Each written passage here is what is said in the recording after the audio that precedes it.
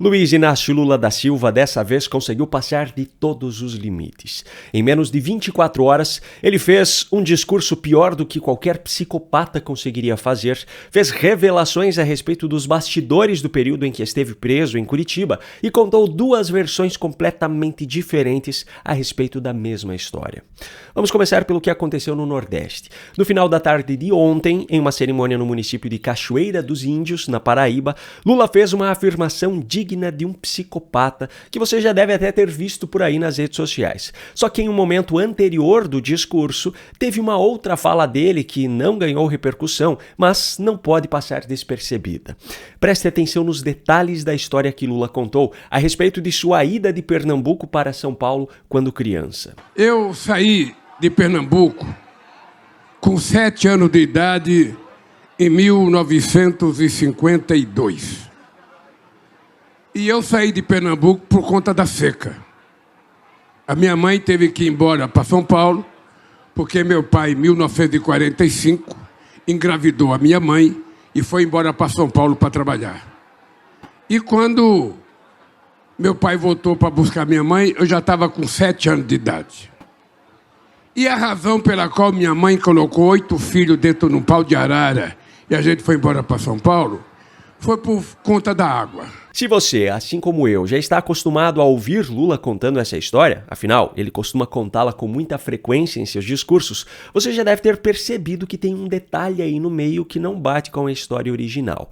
Mas se você não percebeu, não se preocupe, pois Lula contou a mesma história cerca de 4 horas antes, em uma cerimônia no município de Salgueiro, em Pernambuco.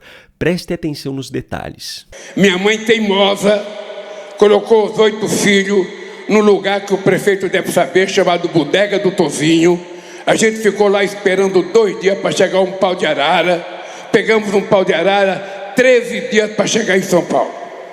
E minha mãe veio não apenas para matar a fome dos filhos, ela veio para encontrar o marido dela, que tinha deixado ela quando ela engravidou desse que está falando com vocês. Minha mãe veio na expectativa de encontrar com meu pai. Quando nós chegamos em Santos, qual foi a surpresa da minha mãe? Meu pai tinha casado com outra mulher e já tinha uma penca de filhos. A minha mãe não teve dúvida, com 8 filhos, ela teve a coragem de se separar do meu pai. Pois é, em Pernambuco, seu estado natal, Lula contou que sua mãe foi para São Paulo junto com os filhos e, ao chegar lá, encontrou o marido, o pai de Lula, já casado com outra mulher e já tendo outros filhos, o que a levou a decidir pela separação. Minha mãe veio na expectativa de encontrar com meu pai. Só que apenas 4 horas depois, na Paraíba, Lula já contou uma história bem diferente a respeito dos mesmos acontecimentos. Nessa versão, em vez da mãe ter levado sozinha os seus filhos para São Paulo, o pai é que foi buscar a todos em Pernambuco. E quando meu pai voltou para buscar minha mãe, eu já estava com 7 anos de idade. Qual dessas duas versões é a verdadeira, eu não sei. Lula costuma contar a primeira delas em seus discursos. Mas o ponto central aqui é outro. Se esse homem é capaz de mentir assim a respeito da própria história, contando duas versões diferentes dela em um mesmo dia, imagine então o que ele é capaz de fazer em relação às ações e aos resultados do seu governo. Mas esse ainda não foi o principal ponto desse discurso na Paraíba. O principal ponto foi esse, que está sendo amplamente compartilhado nas redes sociais desde ontem. E eu, graças a Deus, descobri uma coisa. Deus deixou o sertão sem água, porque ele sabia que eu ia ser presidente da República e que eu ia trazer água para cá. Sinceramente, é preciso ter uma mentalidade de psicopata ou algo até pior para pensar dessa forma. Não é possível que ele pense que milhões de pessoas sofreriam com a falta d'água, morreriam de sede e de fome, para que então surgisse um herói chamado Lula que, como presidente da República, destinasse parte do dinheiro do próprio povo para fazer a transposição de um curso d'água. E não precisamos nem entrar no mérito da questão do quanto as obras da transposição do São Francisco já atrasaram ou do quanto essas obras já foram superfaturadas. A discussão aqui é muito mais simples do que isso. Nenhum político é herói. Seja Lula ou qualquer outro, nenhum político merece ser aplaudido por ter destinado recursos para determinada obra, porque ele não fez nada além da sua obrigação. principalmente vindo daqueles que ocupam cargos no poder executivo.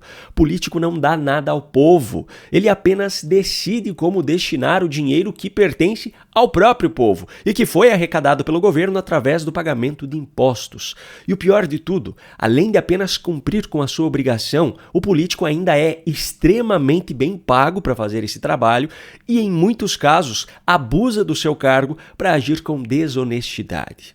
Infelizmente, isso é algo muito comum no Brasil. Aquele recurso que chega para a execução de uma obra muitas vezes representa apenas uma parcela do que poderia chegar, já que uma parte dele se perdeu pelo caminho através do pagamento de propinas e outros desvios. Político não é herói. Político é funcionário do povo e nada além disso. Agora, os discursos de Lula no Nordeste na tarde de ontem não foram os únicos que merecem destaque nesse vídeo. No início da tarde de hoje, quinta-feira, no município de Ortigueira, no Paraná, mesmo que não tivesse absolutamente nada a ver com o contexto da cerimônia, Lula fez questão de trazer essa história de que ele estava levando a água para o Nordeste e, para isso, fez algumas suposições completamente difamatórias em relação ao povo do Rio de Janeiro e principalmente ao de São Paulo. Se a pessoa não conhece, a pessoa não tem sentimento de necessidade. Você vai falar da transposição da água no Rio de Janeiro, o cara fala, aqui leva água, aqui tem Copacabana, aqui tem Ipanema.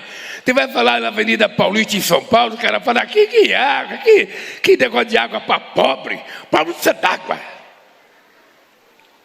Pobre, se tiver muito pobre, a gente vai buscar as meninas para trabalhar de empregada doméstica para nós daqui em São Paulo. Ou a gente vai pegar o cara para ser servente de pedreiro, para construir viaduto, para construir prédio. Eles pensam que pobre só gosta de ser pedreiro. Agora eu pergunto, o que leva a Lula a falar algo assim? Será que é aquilo que o povo de São Paulo e do Rio de Janeiro pensam?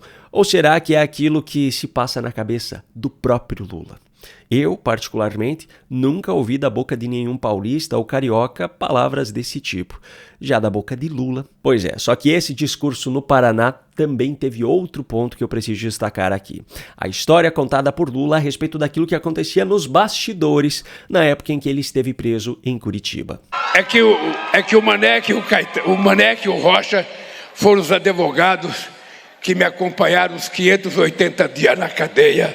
Todo santo dia eu recebia um de manhã e todo santo dia uma tarde. Um me levava a carta da Janja e o outro levava a minha carta para a Janja. Porque eu e a Janja escrevemos 580 cartas durante os 580 dias que eu fiquei preso.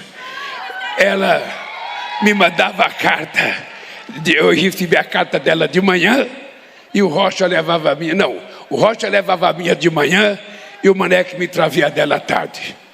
Hoje você não tem noção do que é receber uma carta. Vocês já receberam carta de amor? Ô, gente do céu.